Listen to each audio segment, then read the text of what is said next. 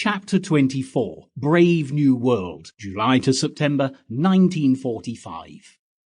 As the Western world celebrated peace in Europe and the overthrow of Adolf Hitler's regime, the war continued to rage in the Pacific, and there was still no end in sight for the battles of the Far East. For the Japanese, to surrender was a fate worse than death, and driven by ancient traditions, they were determined to fight to the very last man. As Allied casualties continued to rise and the United States prepared for their invasion of the Japanese home islands, there were soon grave decisions to be made, and in the final stage of the global conflict, steps would be taken to defeat the Eastern enemy, which would transform the face of war forever.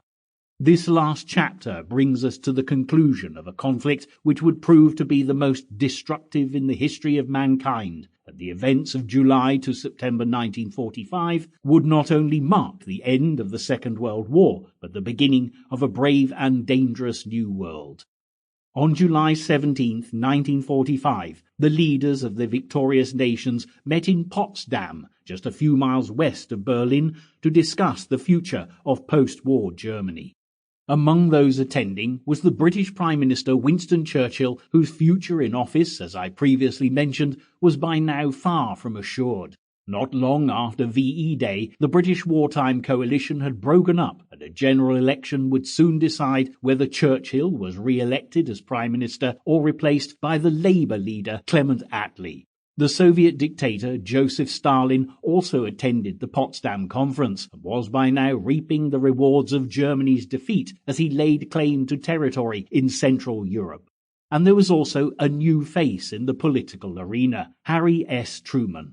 Truman had taken the place of the American President Franklin D. Roosevelt after his death in April and would prove to be considerably less sympathetic towards the communists than his predecessor. With political turmoil looming on the horizon, these three men had much to contemplate, but despite their differences, they still shared a common goal: to ensure that Germany should never wage war again. With this in mind, during the Potsdam Conference, it was agreed that Germany should be split into 4 occupation zones. What eventually became known as West Germany would be divided between Britain, America and France, whereas East Germany would be occupied by the Soviets. The capital, Berlin, which was within the Eastern Soviet sector, would also be divided between the Allies, with the United States and Great Britain controlling the West and Russians controlling the East. The Soviet soldiers had set about occupying Berlin after their victory in May, but by July they were joined by the first American, British and French occupation troops as they moved into the western sectors of the city.